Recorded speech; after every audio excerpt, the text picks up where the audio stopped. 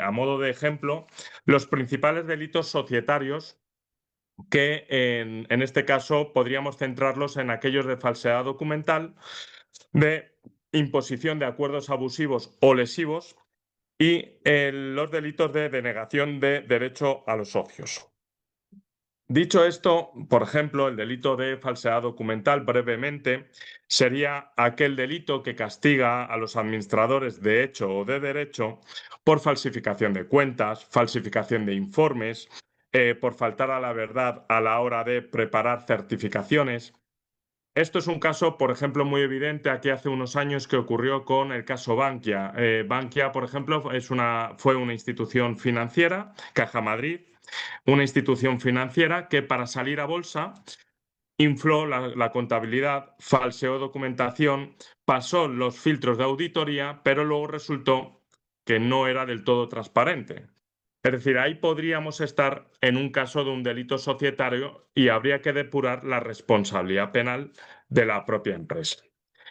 Lo mismo ocurre en cuanto a los delitos de imposición de acuerdos abusivos o lesivos por parte de los propios responsables de la empresa. En este caso, el Código Penal no lo limita o no lo circunscribe solamente a la condición de administrador, sino que deja un margen abierto indicando que es a quienes, prevaliéndose de su posición mayoritaria en la junta de accionistas o en el órgano de administración, adopten una imposición, impongan, perdón, un acuerdo abusivo o lesivo contra los intereses de la sociedad, prevaliéndose esa mayoría, ya sea ficticia o no.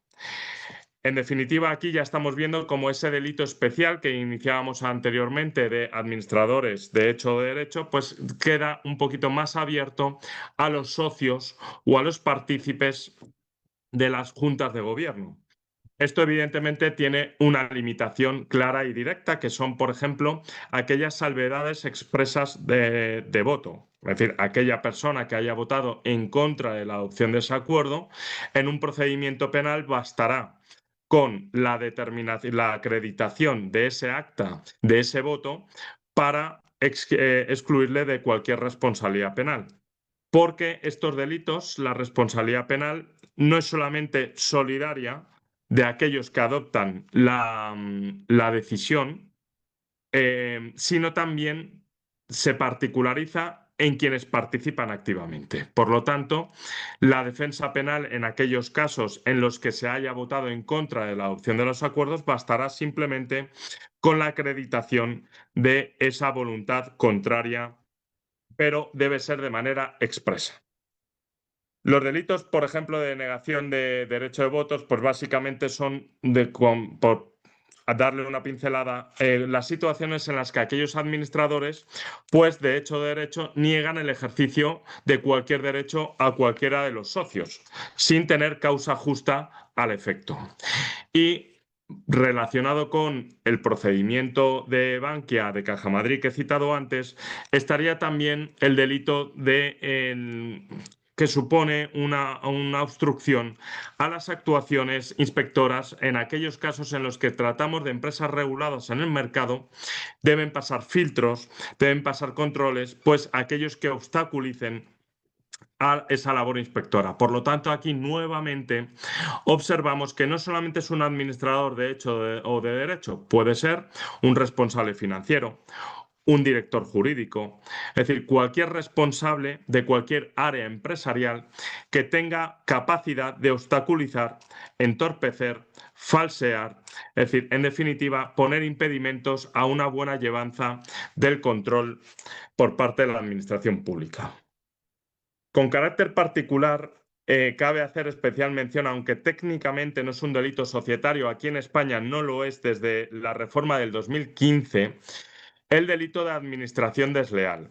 Aquí en España se ha considerado necesario separarlo de la clasificación de delito societario y pasarlo a una consideración de delito patrimonial o sociopatrimonial, porque este delito de administración desleal, que actualmente está regulado en el 252 del Código Penal y se equipara al delito de estafa en cuanto a la penología, es aquella situación en la que se puede extrapolar a situaciones fuera de una mercantil. Es aquella persona que es responsable del control, de la supervisión, de la llevanza de una gestión de un patrimonio, de un activo, y se sale de las lindes, se sale del camino establecido, del camino ordinario, para llevar dicha administración. Véase, por ejemplo, el caso de un representante legal o un administrador frente a un incapacitado, por ejemplo. En este caso, es importante a la hora de plantear en cuanto a delitos societarios y la administración desleal, sin perjuicio del resto de delitos patrimoniales o sociopatrimoniales, que afectan a la responsabilidad de las personas jurídicas. Lo primero que tenemos que plantearnos a nivel de estrategia procesal, a nivel de defensa procesal, es ver precisamente la consideración, la tipicidad del delito por el que se nos acusa o se nos investiga.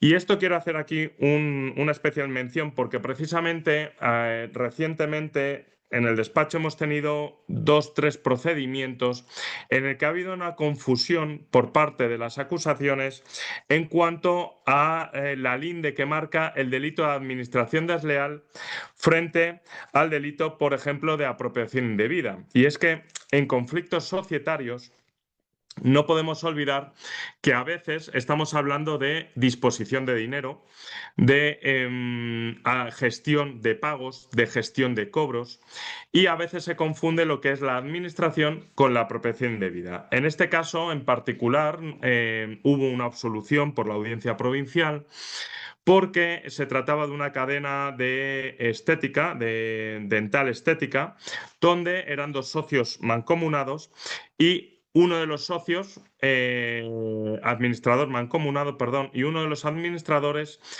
en colisión con los intereses de la mercantil y en colisión con los intereses del otro administrador, se asoció con uno de los trabajadores precisamente para, en paralelo, desviar fondos y montar un negocio similar, el mismo, como una marca B, a nombre de otra tercera persona. La acusación en este caso enfocó el delito como una apropiación indebida, a cuyo calificación nos opusimos por entender que era una administración desleal porque ese desvío de fondos realmente no había un deber de custodia, un deber de devolución, sino que estamos hablando dentro de las esferas de la administración, de la gestión ordinaria de la mercantil. Y efectivamente el juez recondujo la acusación, recondujo el procedimiento a esa calificación legal de apropiación indebida. Pero en este caso la absolución se produjo porque se han de cumplir todos y cada uno de los elementos del tipo, que es el segundo de los hitos que un abogado de empresa, un abogado de defensa a nivel empresarial debe considerar a los efectos de ver si esos elementos se cumplen en el caso en particular. En este caso, la administración era tan nefasta, era tan poco rigurosa, que no llegaba a un mínimo penal para considerar delito lo efectuado. No hubo acusación por competencia desleal, por lo tanto no hubo posibilidad ni facultad del juez de corregir el principio acusatorio, por lo tanto quedó fuera de todo margen penal.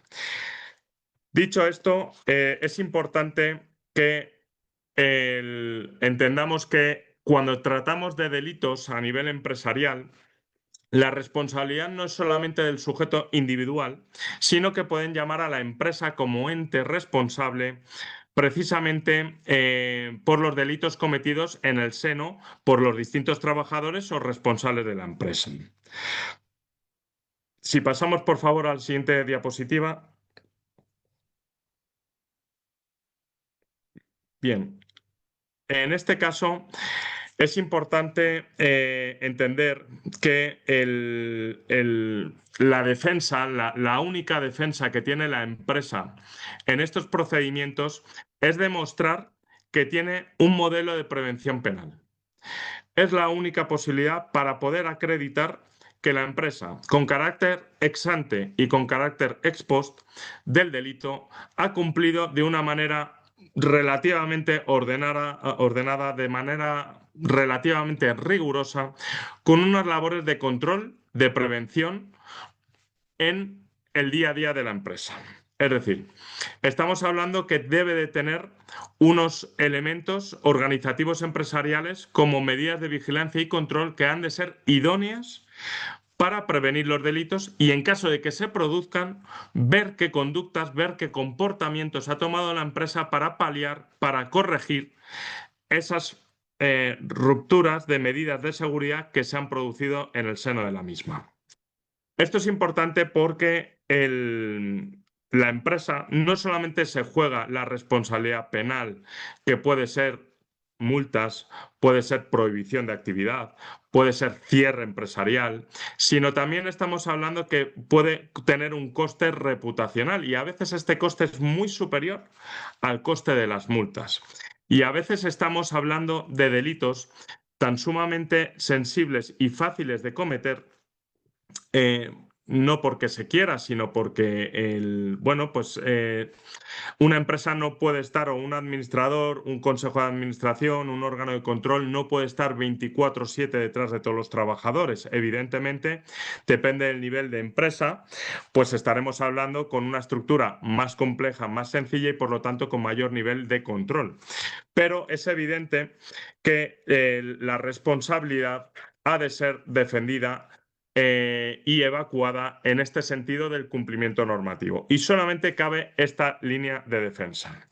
Dicho esto, si pasamos por favor a la siguiente diapositiva, en este caso, como van a ver, la política que mantiene la Fiscalía General en este caso de España, pero que a nivel internacional se sigue, es que la empresa tiene que tener tres pilares. El pilar de prevención, el pilar de detección y el pilar de respuesta, es decir, de cómo mejoramos nuestro sistema en caso de que falle. Eso, ¿qué es lo que nos obliga a llevar? Bueno, pues nos obliga a llevar, en este caso, por favor, pasen a la siguiente diapositiva del artículo 31 bis punto 5 del Código Penal. En este caso, como hemos dicho, la defensa pasará porque el abogado analice qué protocolos tenemos. Los protocolos, cuando hablamos de protocolos, no estamos hablando de un simple manual. Es decir, a veces cuesta entender, como abogados de empresa, nos cuesta transmitir a nuestros clientes que esto es papeleo. Esto muchas veces yo les digo que es como el sistema de prevención de riesgos laborales. Son cursitos que se hacen a los trabajadores, son controles que se hacen a los trabajadores, es papeleo que hay que hacer sobre los equipos de prevención de accidentes, pero que el día que ocurra algo y no lo tengas, pues hay, amigo, que tienes un problema serio. Pues esto es igual. Y tienen que estar acostumbrados en que la base de todo modelo de prevención es un canal de denuncias que habilite a cualquier persona interna o externa formular una queja, formular una denuncia contra cualquier irregularidad. El segundo pilar será un canal ético que suponga marcar las líneas, las pautas generales por parte de la empresa de cómo va, a dónde va, qué espíritu es el que buscan sus trabajadores en sus proveedores y en sus clientes. Y luego una serie de manuales o de protocolos en cuanto, pues, a distintas políticas de donación, políticas de regalos. Por ejemplo, las regalías, ha habido mucha polémica, por ejemplo, en los llamados comerciales, porque tenían, bueno, sobre todo en el área médica, tenían una manga ancha en regalar a los médicos que recetaban determinados productos, determinadas marcas, les regalaban viajes, cenas, determinados regalos. Y esto se ha anulado. Se ha anulado siguiendo también la política americana, donde se prohíbe esos márgenes amplios de regalos. Evidentemente, un pequeño detalle se puede tener, pero siempre con unos límites, a efectos de evitar que se traspasen fronteras en cuanto a libre disposición, pues, por ejemplo, de cantidades de dinero que salgan de los fondos de la sociedad, debieran de estar destinados a otras cosas y se dediquen, pues, para fomentar el negocio de la empresa. Es importante, por ejemplo, también un protocolo en cuanto al control financiero, es decir, cómo se realizan los cobros. ¿Quién controla eso? ¿Quién controla los pagos?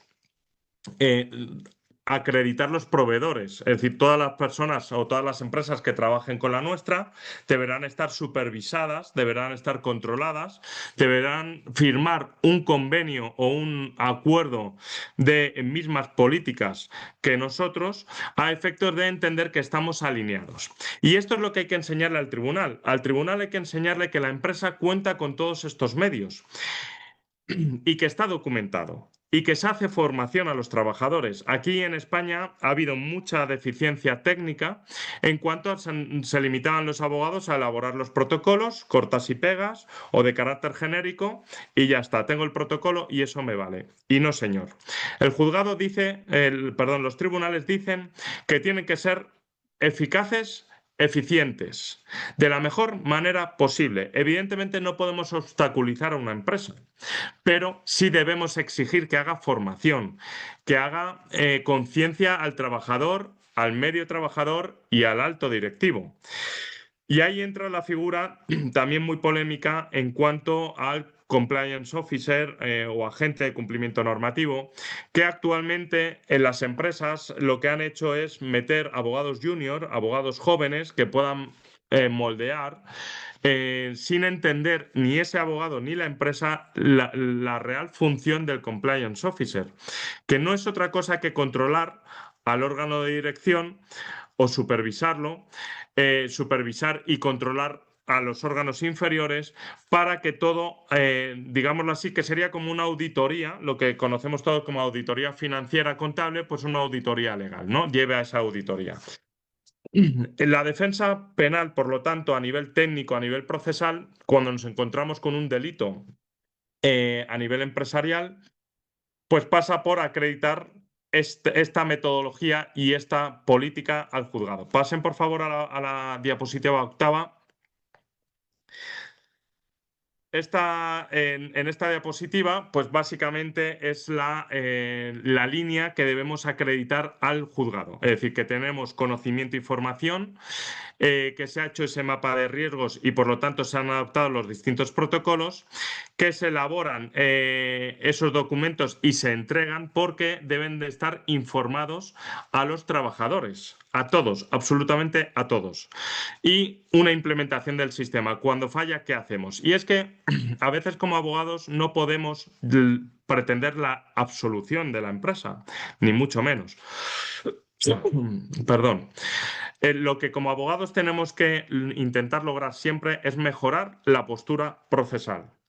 La mejora de la postura procesal supone en discutir una serie de hitos cuando nos encontramos con los delitos, plantear al juzgado el cumplimiento normativo y en caso de que haya fallado, plantearle la atenuante de responsabilidad postdelictual en tanto en cuanto colaboramos, en tanto en cuanto no diluimos la responsabilidad, que es lo que ocurría antiguamente, sino que se han adoptado medidas serias, medidas eficaces para mejorar esa ruptura de seguridad y que se colabora con la Administración de Justicia, aunque esto es muy discutible y según el caso. Hay veces que será recomendable colaborar en la instrucción y habrá otras veces que nos tendremos que limitar a una labor de contención a los efectos de demostrar simplemente hacer una labor de descargo y que sea el Ministerio Fiscal o la acusación particular la que acredite que se rompe esa presunción de inocencia que en el caso de las empresas también se tiene. Dicho esto, cuando nos encontramos con el tipo penal, tenemos que cuestionar, como ya hemos avanzado anteriormente, la tipicidad. Tenemos que, como estamos tratando ahora, negar la autoría o participación y posteriormente acreditar la diligencia debida. Y esta es la línea de defensa que debemos marcar. Para ello, tenemos que cuestionar, plantear nulidades. En el despacho, el año pasado, un poquito más de un año, llevamos el expediente de Campus de la Justicia, donde era una administración, una sociedad semipública en el que pues bueno, la Administración, la Fiscalía General del Estado, formuló acusación a todos los directivos de la mercantil por distintos delitos societarios, sin imputar en este caso en concreto responsabilidad penal de la persona jurídica porque era una entidad semipública. Pero la defensa operó en el mismo sentido y en este caso salió bien para nuestro cliente, que logró la absolución y fue acreditando precisamente estos puntos. Es decir, yo no tengo una labor de control absoluto y pleno sobre todos mis trabajadores. Es imposible. Lo que yo tengo que desplegar es una labor adecuada, diligente, de intento de control y acreditar que es el trabajador el que se salta los filtros de seguridad. Trabajador, ya sea por debajo o por encima, es decir, un trabajador llano, un medio cargo o un alto cargo. Porque el administrador puede también, en este caso de Campus de la Justicia, el administrador fue el que se saltó los niveles de control en connivencia con un trabajador, con el director financiero, y los directores técnicos, en el caso del nuestro era el director técnico, se logró acreditar que él cumplió sus funciones de prevención y todo lo actuado quedó al margen de su labor de control. Esto es muy complicado de defender, esto es muy complicado de demostrar. Por eso hay que estar al detalle y al documento en particular. Como venía tratando este tipo de delitos, en muchas ocasiones va preparado previamente con unos informes de la Fiscalía, con unos informes de la policía, que suelen estar ciertamente bien preparados, pero nosotros tenemos que plantear posibles nulidades, discutir posibles complementos documentales, cómo se ha elaborado el informe. Eso es para plantear dudas sobre la prueba documental. Pero en caso de que esa prueba documental no sea posible discutir, porque efectivamente haya tenido en cuenta todos los informes a nivel financiero o a nivel jurídico, se hayan revisado todos los contratos o efectivamente se hayan revisado todos los protocolos, no nos queda otra que pasar al análisis interno del plan de prevención penal o compliance, el cumplimiento normativo. Pasen, por favor, a la diapositiva de elaboración. Bien, en estas diapositivas básicamente lo que venimos a explicar es cómo se forma el programa de cumplimiento normativo. Pasen por favor a la siguiente, que va a ser más detallada, esa de ahí. Bien, en esta quizás es mucho más visible. Lo que tenemos que acreditar es que hay un análisis de riesgo, que se han hecho entrevistas con los trabajadores, que se han preguntado a los distintos responsables de departamentos sobre las necesidades de la empresa, opiniones. Y todo eso se ha de documentar y se ha de elaborar un análisis de delito, de cada uno de los delitos que aplica a ese sector empresarial. Es decir, no es lo mismo una empresa dedicada a la farmacia que una empresa dedicada al ámbito jurídico. Es decir, los riesgos son distintos y por lo tanto el análisis de los riesgos es distinto, los protocolos o procedimientos serán distintos y diferentes. En definitiva, hay más de 27 delitos que apliquen a las empresas y por lo tanto tendremos que ser ciertamente escrupulosos a la hora de intentar demostrar que la empresa cuenta con esos modelos o de prevención. Si pasamos a la siguiente diapositiva, básicamente es la exposición del análisis de riesgo, es decir, hay que hacer una analítica, pues por ejemplo, si los comerciales tienen primas, por ejemplo, en un caso muy típico de los comerciales, pues si tienen primas por éxito, primas por facturación, pues bueno, ¿cómo se controla esa facturación? Si los portfolios o los dosieres informativos que usan esos comerciales están supervisados por otro departamento o no, porque pueden falsear contabilidad, pueden falsear información a los efectos de obtener un beneficio, obtener una firma de un contrato, ellos obtener de manera directa un beneficio por facturación y la empresa un beneficio indirecto también porque introducen clientes o introducen proveedores. y por lo tanto ya habría un posible problema por falta de control de cómo se gestiona esa política de captación de clientes. O, por ejemplo, en el caso de donaciones, un caso muy típico es cuando hay unas partidas para partidas sociales, se llaman, de responsabilidad social, pues se dedican partidas a donaciones. Bueno, en este caso, ¿quién controla esas donaciones? ¿Por qué se elige una fundación, una asociación, una ONG y no otras? Si se destina todo a una o a otras, ¿quién controla si son 10.000 euros que llegan 10.000 euros? Y eso hay mucha, ahora ya un poquito menos, pero ha habido durante unos años un cierto vacío a nivel empresarial para entender que esas políticas son de control. Y por eso vuelvo a la figura del abogado junior que ponen muchas empresas, porque pretenden moldear a ese abogado para que no, perdón la expresión, meta las narices en cuestiones del órgano de dirección, del órgano de control, del CEO o del administrador. Y esto es un error.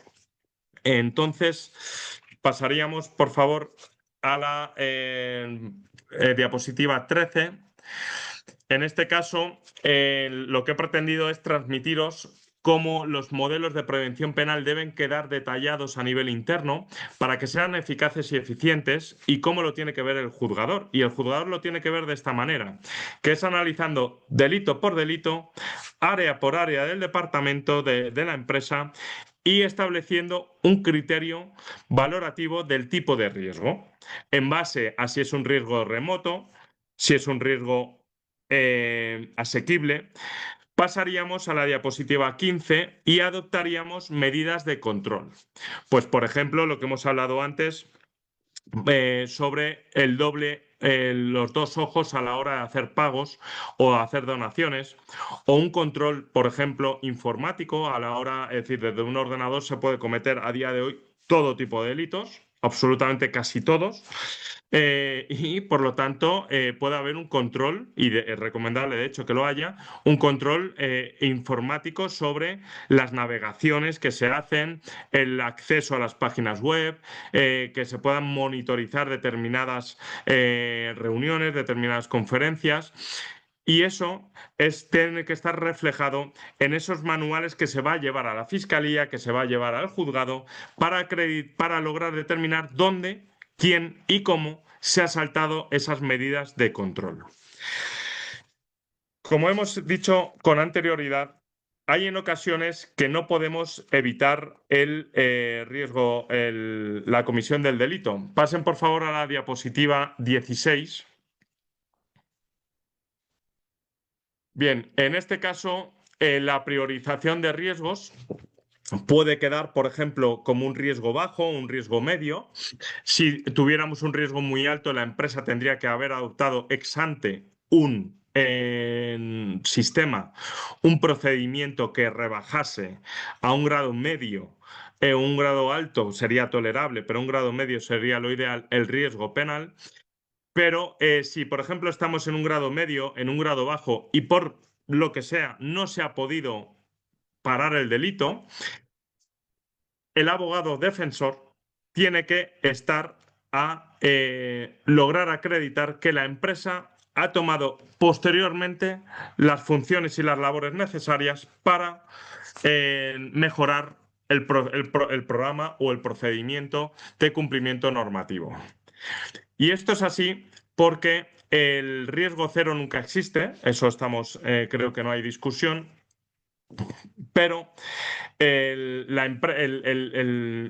juzgado lo que va a exigir es que se aplique como atenuante, como posible atenuante, esa revisión del modelo de prevención penal. Y como hemos dicho antes, esto puede marcar un punto de inflexión importante en el procedimiento de investigación, porque el juez, si tiene dudas, o la acusación no logra dar con el detalle exacto de dónde ha estado la pérdida de control empresarial, el juzgado puede absolver, puede sacar de la responsabilidad penal a la empresa, sin perjuicio de que el responsable penal sea el administrador. Porque, como hemos dicho antes, el administrador asume las funciones, es decir, puede ser responsable penalmente, pero se puede saltar los propios controles que él ponga. Pongo el caso, por ejemplo, de Campus de la Justicia, donde el propio administrador, el propio director, el propio CEO, a sabiendas, se saltó los filtros de control y se los saltó en connivencia con otro responsable a espaldas de otros muchos, entre uno de ellos mi cliente. Entonces, el órgano, el juzgado, puede entender que la empresa ha de ser absuelta, ha de ser apartada del procedimiento penal. Puede considerar que incluso no ha habido un enriquecimiento del delito.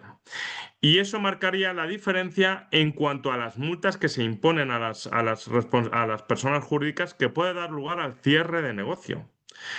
No ya por la medida propia, que hay una medida de cierre de negocio, de cierre de actividad, de cierre de local, de cese de actividad también, sino porque una multa puede ser inasumible y por lo tanto supone la pérdida del negocio, con las consecuencias para los distintos trabajadores que eso puede llevar, o para negocios frente a terceros. Por lo tanto, esta atenuante yo siempre recomiendo valorarla seriamente a los efectos de acreditar que estamos ante una situación o un caso aislado. En este caso, por ejemplo, el Código Penal en el artículo 31 bis 2 es claro a la hora de determinar. Si pasamos a la diapositiva, por favor, 20. En este caso, marca una serie de circunstancias que permiten la exención o la atenuación de la responsabilidad penal. Básicamente son las que hemos tratado con carácter general, porque es una materia muy exhaustiva. Pero bueno, con carácter general podríamos determinar que es el análisis, la acreditación previa y la acreditación posterior. En este caso, la responsabilidad penal también puede llevar a la consideración de que bueno, pues la intervención empresarial pueda ser limitada en cuanto a determinadas materias o en determinadas actividades. ¿Esto qué quiere decir? Quiere decir que podemos encontrarnos en un caso en el que la empresa tenga, por ejemplo, filiales, tenga, por ejemplo, otras empresas del grupo, y podamos discernir la responsabilidad de unas o de otras. Es decir, no porque pertenezcan al mismo grupo empresarial, no porque pertenezcan a la misma empresa, van a sufrir las consecuencias penales. Por lo tanto, entiendo que lo que debemos entender como abogados defensores es transmitir esa necesidad de documentar a nivel ex ante del delito, y en todo caso, posteriormente al delito, documentar lo que ocurre, tanto antes como durante, en caso de que haya una filtración, una ruptura de las medidas de seguridad, como posteriormente al delito, y eso plantearlo a nivel de estrategia procesal como hito de defensa para excluir los elementos del tipo penal. Bueno, pues esto en principio es la línea general que, a nivel de defensa o de estrategia procesal y a efectos de ajustarme al tiempo marcado, creo que sería lo fundamental para, como meras pinceladas, podamos entender cuál es la función del abogado defensor a nivel empresarial, que es, en definitiva, determinar la falta de tipicidad, la falta de autoría, y en caso de que uno y otro no sea posible, pues la reducción de la implicación de la empresa en el tipo penal, hasta el punto de que pueda dar lugar a una exención de la responsabilidad penal si no podemos negar la existencia del delito, pues al menos lograr la atenuante o la exención. Bueno, pues yo con esto, en principio, espero que haya sido suficientemente claro. He intentado no ser muy tedioso. Y no sé si alguien tiene alguna duda al respecto de cómo enfocarlo o sobre posibles nulidades, porque hay algunas cosillas que he pasado por alto, pero bueno, estoy abierto a cualquier duda o consulta. Muchas gracias, doctor, por acompañarnos en este primer viernes jurídico. El doctor Oscar Diego Mata Núñez, decano de nuestra gestión, se encuentra en esta sala. Doctor, adelante para que pueda intervenir y posteriormente nuestra directora de Asuntos Académicos, la doctora Sandy Asensio. Si me permite hacer la mención a los participantes que a través del chat hemos trasladado el formulario de registro de asistencia. Por favor, se les invita a poder registrarse. Doctora Sandy, doctor Mata, los escuchamos. Buenas noches, doctor Daniel Lucas Romero. Queremos, en nombre del Colegio de Abogados de ICA y de todos los miembros agremiados en el ilustre CAI, agradecerle por su participación en este inicio de año académico 2026 en nuestro ilustre Colegio de Abogados de ICA. Ha sido fabuloso poder contar con su presencia. Sabemos que, dada la diferencia de horario, en España ahorita ya están por llegar a la 1 de la madrugada. Le hemos robado tiempo de sueño para que podamos disfrutar de sus conocimientos y que pueda usted contribuir a los agremiados del Colegio de Abogados de ICA con tanta experiencia que tienen, como por bien volcar en esta oportunidad también aquí en esta parte del mundo. Queremos, no sin antes, agradecerle, reiterar nuestra gratitud en nombre de los agremiados y hacerle presente que nuestro colegio estará contando también con otros participantes, otros ponentes, no solamente de digamos, nuestra región, Kenia, de nuestro país, Perú, sino también de juristas como usted, que por su condición de ciudadanos extranjeros tienen de pronto unas realidades jurídicas totalmente distintas a la nuestra y con figuras que de pronto en algún momento también se van a implementar como ya se están efectuando en nuestra región, en nuestro país. Queremos agradecerle y extenderle también un certificado de participación que oportunamente le haremos llegar a su destino, a Madrid, y no sé si la señorita Liz lo puede en estos momentos también difundir, por el cual nosotros le brindamos nuestra gratitud y extendemos el reconocimiento en nombre de los agremiados del Colegio de Abogados de ICA por su valiosa participación. Muchas gracias. Muchas gracias, doctor Mata. Pues nuevamente insistir en mi agradecimiento al ilustre Colegio de Abogados de ICA, a toda la institución, a todos los componentes del colegio y a usted en particular por hacerme partícipe en este coloquio. Siento la extensión de la materia, espero haber sido lo más preciso posible. Y insisto que no se haya sido muy tedioso y haber intentado transmitir la importancia del enfoque procesal en este tipo de delitos. Muchísimas gracias. Muchas gracias, doctor. Para ir culminando, vamos a cerrar esa ponencia. Doctora Sandy, por favor, adelante. Sí, como ya conforme ya ha indicado nuestro decano, agradecerle profundamente al doctor Daniel Lucas por su magistral exposición sobre los delitos socioeconómicos y su defensa penal. Su experiencia y conocimiento han sido han enriquecido enormemente nuestros conocimientos, nuestro entendimiento sobre este tema tan relevante. Muchísimas gracias por compartir su tiempo y su sabiduría. Asimismo, la exposición ha sido muy esclarecedora. También nuevamente recalcar, conforme ha indicado nuestro decano, que este es el inicio pues, de una campaña constante de capacitación iniciada por el Colegio de Abogados de ICA. Muchísimas gracias al ponente, el doctor nuevamente Daniel Lucas, por su excelente ponencia y reiterar a los presentes, si tienen algún tipo de duda, está presente el doctor para poder esclarecer.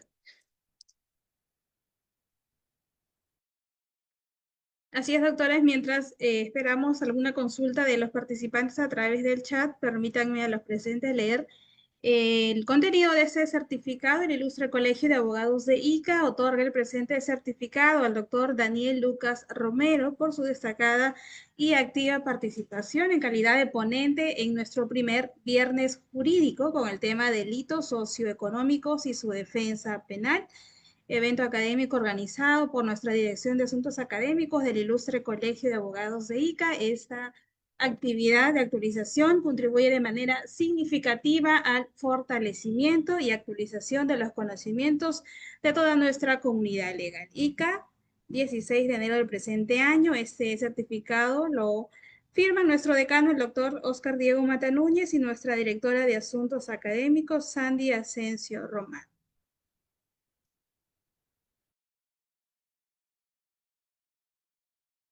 Bien, al parecer no hay alguna consulta de los presentes. De esta manera damos por culminado este primer viernes jurídico. Agradecemos al doctor Daniel Lucas Romero por acompañarnos en esta primera capacitación, extender la invitación a todos los presentes, colegiados y no colegiados, a seguir acompañándonos en la próxima actividad académica. Ha sido un gusto compartir con ustedes este primer evento académico de actualización. Los esperamos el próximo viernes. Muchas gracias Muy por bien. participar. Muchas gracias. Buenas tardes.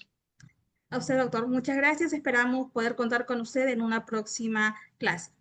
Perfecto. Muchísimas gracias a todos. Un saludo.